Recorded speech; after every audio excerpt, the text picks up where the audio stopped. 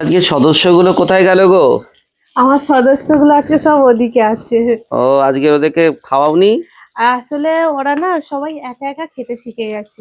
যেরকম আমাদের ওই ছোট টিয়া পাখিটা একা খেতে শিখে গেছে, বাহ আর আমার কাঠবিড়ালিটাও একা একা খেতে শিখে গেছে। বাহ কালকেরে পেঁপে কেটে দেওয়া হয়েছিল, পাকা পেঁপে, দেখছি একা একা খাচ্ছে, ওই জন্য আমি আর খাওয়াইনি। বাহ, না, তোমার হ্যাঁ না, একটা কাজ বেঁচে গেল।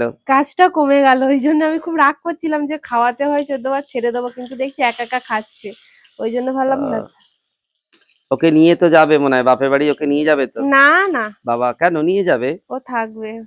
কেন, ঘুরিয়ে আনবে মামা বাড়ি, ও নিয়ে যাবে এতে করে, আবার নিয়ে আসবে। আওয়াজ ওরও তো ভাল লাগে একটু ঘুরতে যেতে, হ্যাঁ, ওকে নিয়ে যাবে।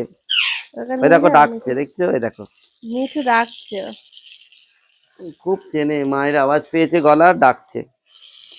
এই যে দেখো না, এই যে আমাদের বসে বড় আছে, এই যে, মিঠু, এই যে সদস্য, ছোট মায়ের আওয়াজ সদস্য। পেয়েছে তাই জন্য ডাকছে, তাই না?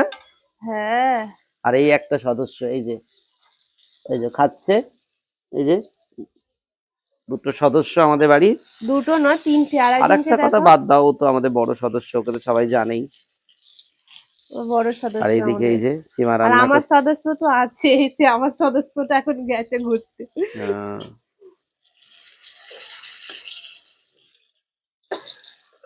ওকে নিয়ে যাবে মামার বাড়ি, নিয়ে যাবে যখন যাবে, বুঝলে?